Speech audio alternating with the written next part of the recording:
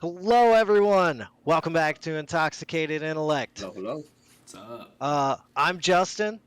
I'm here with Jack. I'm here with Yo. Ben. I'm here Yo. with Brady. What's up? Before we get any further, if you like the stuff you've seen before and you decide you like this video, be sure to like and subscribe to our stuff down below. It means a lot and it helps us make better content for you, and Mhm. we can all find something to agree on. Anyways, interact with us. Brady, what are we talking about today? Today we are discussing how to retire a character. And this doesn't mean just killing off your character, but exploring. can. It's definitely one possibility, but today, on top of, how to kill off a character, I want to talk with you guys how and what kind of different endings can a character have in story that, say you're a player and you want to try out a new character, you're getting kind of burnt out on your current one. What's a different type of way to transition into a different character than just saying, hey, DM, kill me? Fair. Well, I think the best place to start with this is how to kill a character, because that's the most common, it's going to come to mind. That's the one that, honestly, when changing out a character is probably the one you're going to do the most. Mm-hmm. Most And- likely to happen. Yeah. This is like scenario one that goes through everyone's head. I want a new character. I guess kill me. Actually. Right? So I think when it comes to killing off a character, the important thing is, especially if it's a character that your party or your player has become kind of attached to, they've been adventuring with this person for a little bit, it's a big portion of their party, you have to give them a good send-off. So say you have your paladin who's the tank of the party, defending the party, letting everyone kind of stay safe while he takes the brunt of the attacks. An effective way to kill them off, if you can work with your player to get the kind of setup right, is if you set the party against enough foes or a strong enough opponent that there is no winning. The only way to win is to have that character basically buy time for the party to escape. Boromir. It's the basically Boromir thing. You got to go slow motion Mm-hmm. and have everything described in great detail. You've got this great champion at the other side just drawing a bow, and he died. He failed defending us from many foes. Or what you could do is, maybe do a horde scenario where as the other party get in the way, the DM just describes describes this one-on-one fight or this one-on-a-million fight that this one character is having and how he is decimating the foes, but eventually gets overwhelmed. Make your character feel like a real, or player feel like a real badass before their character on his way out. One thing I will add, at least from the DM side, is if you know you want your character to die, and you realize this pre-session, so it's not a realization you have in the middle of a session, but if you realize it in between, let your DM know and kind of work out possibly how you think your character should die. That way it gives the DM some much needed prep time on working that out, and it just makes it allows the DM to describe it better, give the players a better experience in that scenario. Yeah, and this is a case of reminder, team players, even the DMs on your team. But having options like that, or you have a character who's your rogue and connected to enough shady underground stuff. Maybe an assassin goes bump in the night or something like that, that while it's kind of an off-screen death, it still carries weight of, say, your party's been investigating the local thieves guild or what other criminal underground thing that you happen to have that your rogue or other character's been a part of. The fact that the party's investigating them, they know that, hey, this is probably their in. They send someone to go take him out. That still can come through as a kind of hefty, oh shit, these people mean business. You can write that in, character and stuff. if it's agreed upon, I don't see any reason not to just carry it out the way you described. But would you do combat on that?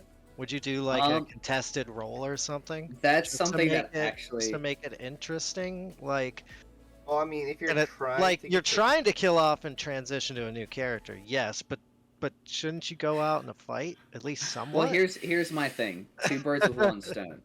in this case, especially if it's something that if your player is like wishy-washy on it, or if you could potentially see a use for that PC as an NPC down the line, let the combat play out. Like, fade to black, do what you got to do in session, and the story will treat it as if that character just dead.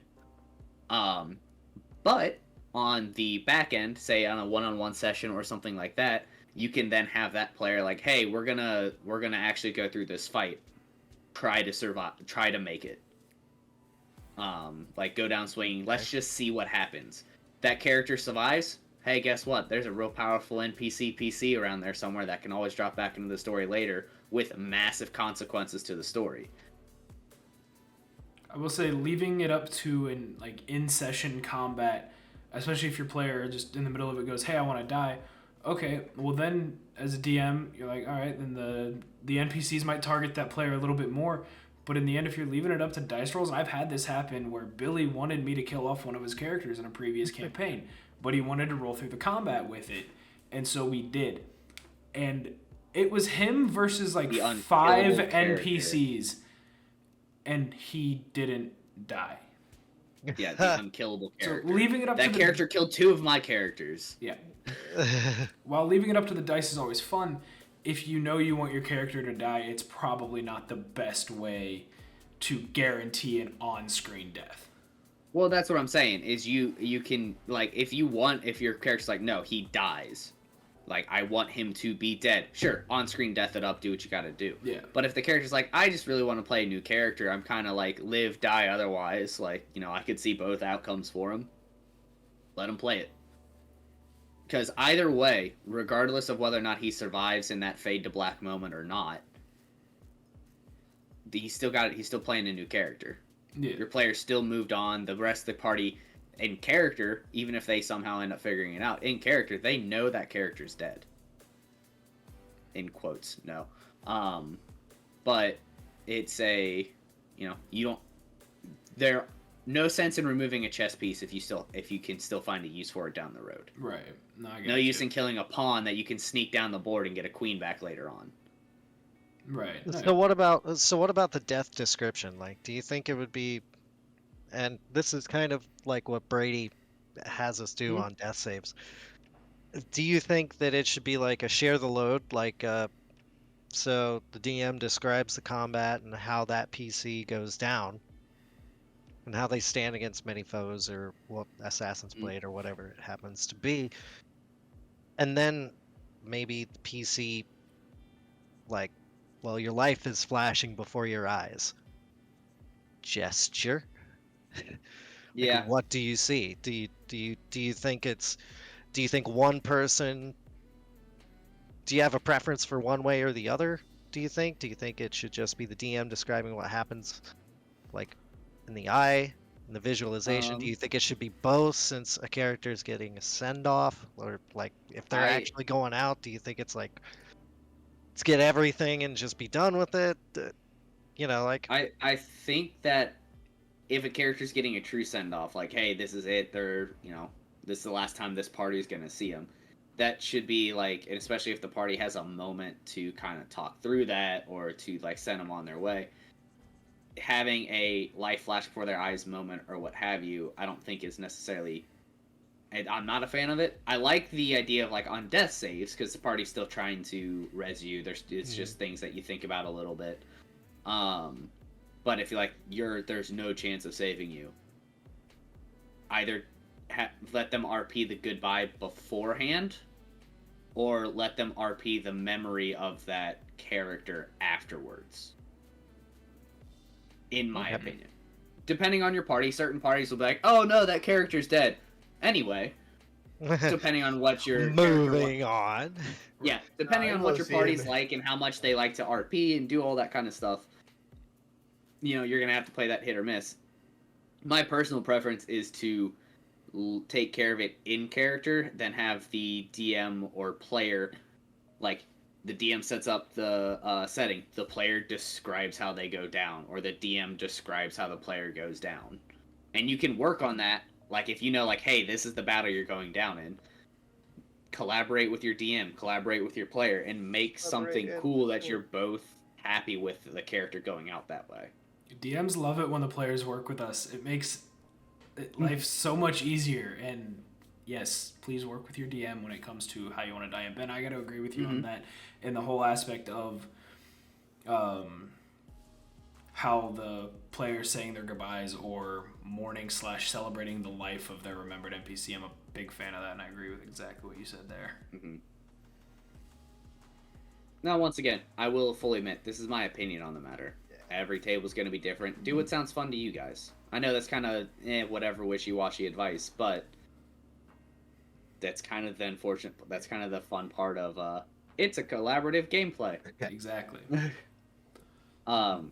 But I think that, when it comes to like killing a character, find a way to make it hit home. Yeah. Especially, Or I mean, if it's like a way to one-off make it character, epic. yeah, or make it epic as hell. But I mean, if it's a one-off character, like they've been around for, 2 hours of gameplay, fucking send them off like all right. yeah, send them off like fucking Cobalt getting punted by a mountain giant. Corpse out of a cannon. Yeah, send them off in style, but send them off in like a funny or like not necessarily respectful way. Going in, dead bitch. Right? Jack, You're death, dead. Jack, besides death, what are some ways that you could see for retiring or getting rid of a character? You could do it in a way where, like, let's say, you just finished liberating this town, right? Maybe one of the characters decides to stay back to protect the town. And maybe sometime next session, you meet the new character. And, you might come back to that town and meet your old character. But this time it's not played by you, it's played by the DM. And then, like, you can see what the DM does to your character. Or, if your new character dies, party might find a way back to the town, and you might get to play your old character again. Or if you're really up to it, play both your old and new characters at the same time. Nah, fuck that. Imagine talking to yourself. Yeah. Oh, wow. Talking to myself, Jack. I don't have to imagine. Welcome to DM life. Welcome to DM life. Let me just RP me to me. Great. It happens more often than you might think. Yeah. So you just shuffle the PCs to NPCs and.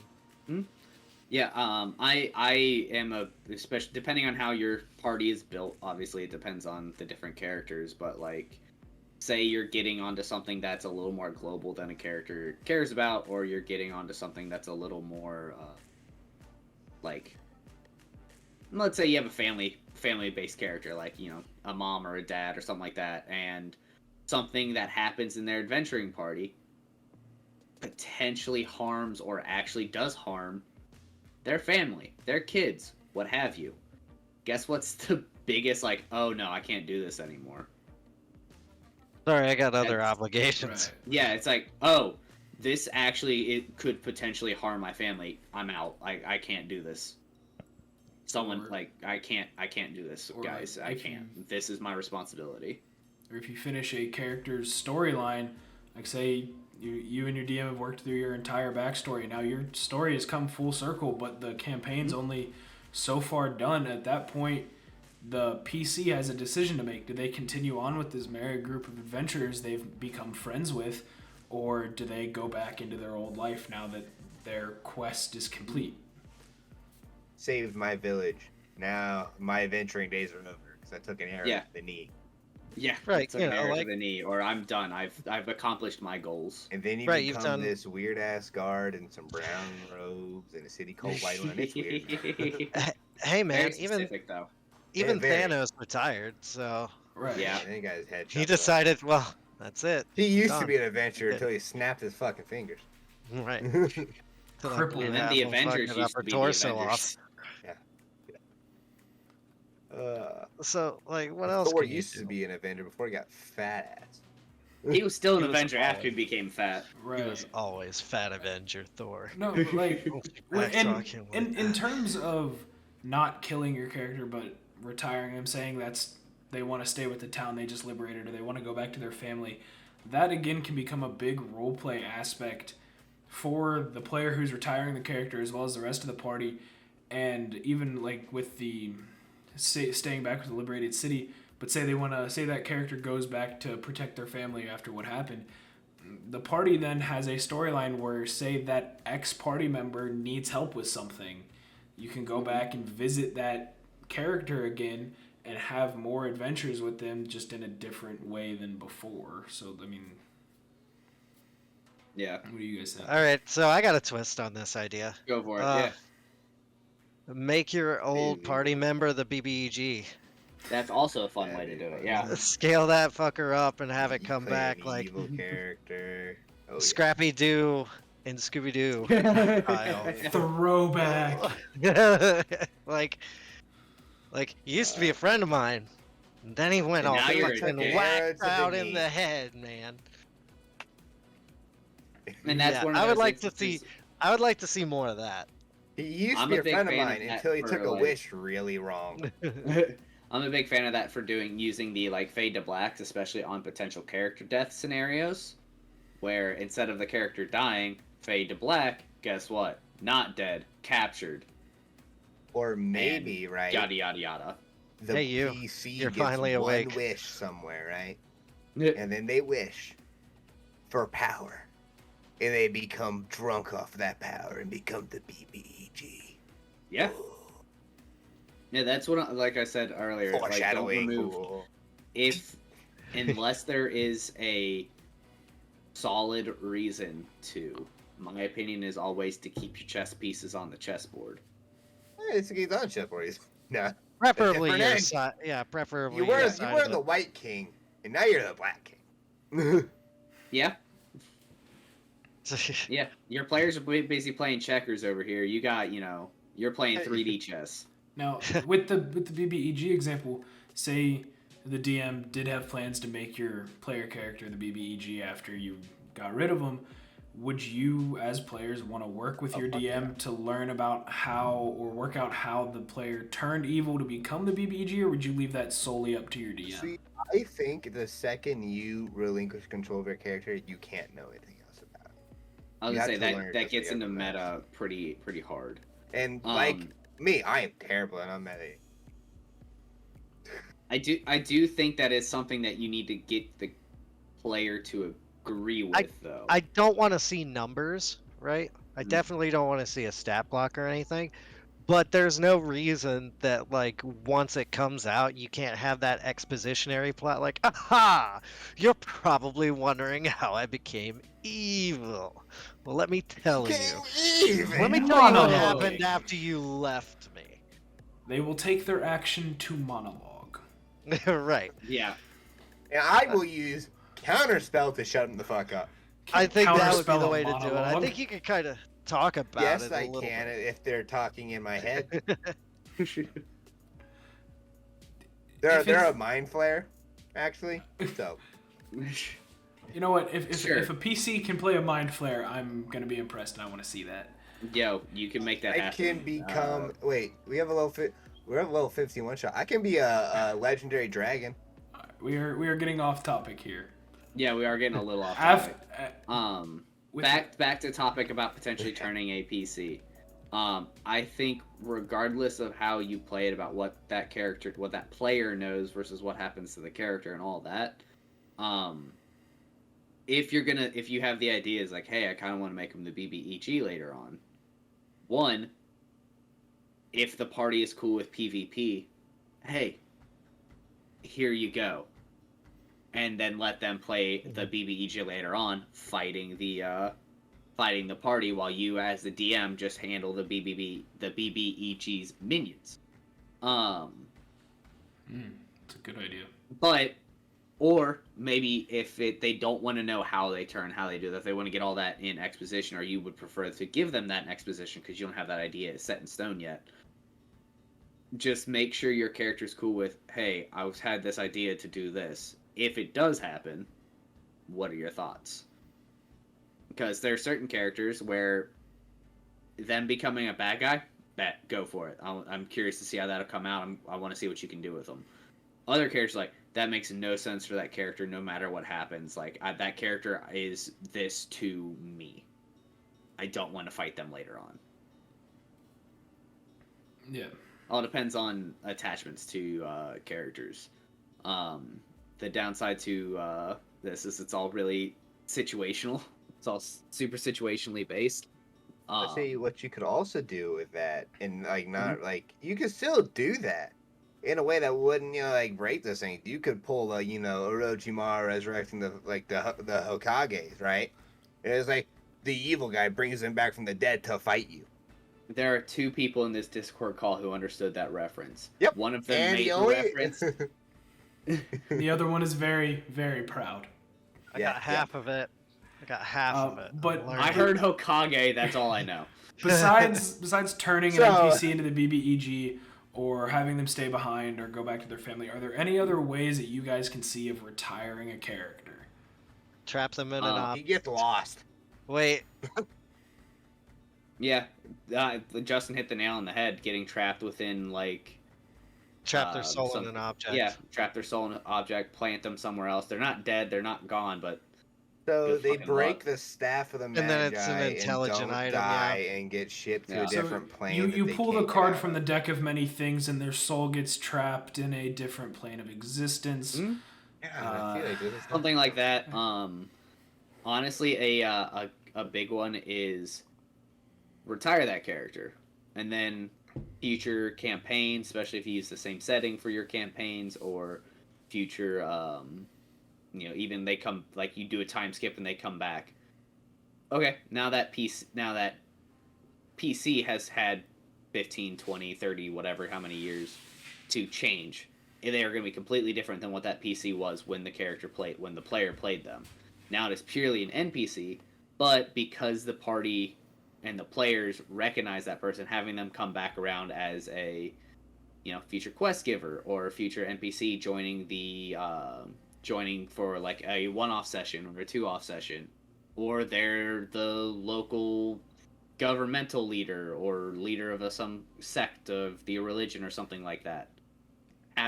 Having that character come back as like, hey, you don't know what happened, but then 20 years down the road, it's like, hey, they're this big figure because they did awesome things. Yeah. I'm thinking about it like People- Rex and Rebels. Yeah, people It is a good way love. of- Yeah, yeah. people love seeing old characters come back. Well, and How do that's you- like, I would like to see, like, I think a lot of people do it, like kind of an adventurers guild. Mhm. There's different branches of it throughout whatever world you're playing in, whether it's homebrew or, one of the realms. And you just like, so say the player can just pick them back up, but they have to bench the one they're playing now. Almost Mhm. like a character select screen when you get into major towns. Yep, Something but like you are that, pr- yeah, right? it's an It's auto like, all select. right, who can I roll out here? Who's Yeah. who's stationed up here? So like, if we were to leave one of us in the 10 towns, we go back there later. It's like, hey, who was it that was playing? Oh, that's you. That's you that was Yeah. playing this character. You could just pick it back You wanna up, pick and the them other back guy up could for a take a second? little vacation. Yeah. Yeah. He got called away on other business, and that's something that I am personally super like I like having the options of, like you said, having your character select screen, having multiple characters that you've played that you've enjoyed across several different settings and locations. And then as you move around, they all have specific ties to the world of specific jobs that they have to do, that they want to do. You just, as you're going through the campaign, you're starting to get tired of one character. Oh, the story takes you to somewhere new. Okay, when the story comes back around, like, oh, I'm kind of getting tired of my new character. Oh, hey, my old friend, and now they get a free 2 levels because we're 2 levels higher than when I left them. New Right. What stuff, else can man. I do with this one now? It's a good way to play a Also, couple other What you different could do characters. with that, if you gotta be a pretty, so you need a seasoned DM who's really good at combat encounters. You could have the biggest, most badass grand finale final battle. Oh, where you're Where- calling all the crew members where out and every shit, like you're single recruiting person everyone. is controlling like 3 or 4 of their old characters. And it's just a battle to the death against millions of enemies. It requires the utmost Going to town! focus.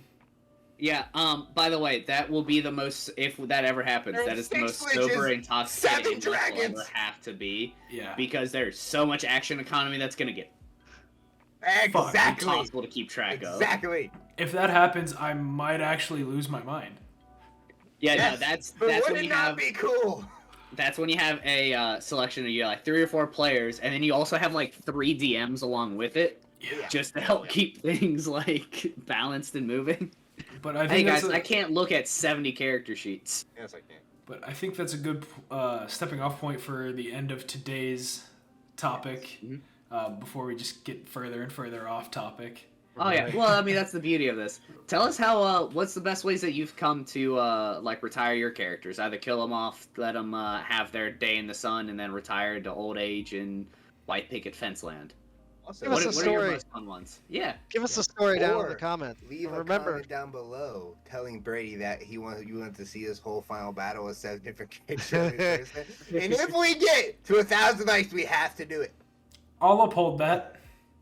You heard it here. 1,000 likes on this video, and at the end of whatever campaign we are currently now running, I will have a massive grand send-off with all With of the 3 characters for each person in the game. Hey, everyone fights. Nobody quits. it'll be a grand send-off of however many times you guys decide to change characters. Currently, there are 0 in that poll, so I'm okay with that. And Right. with that, Hey, see you guys next time.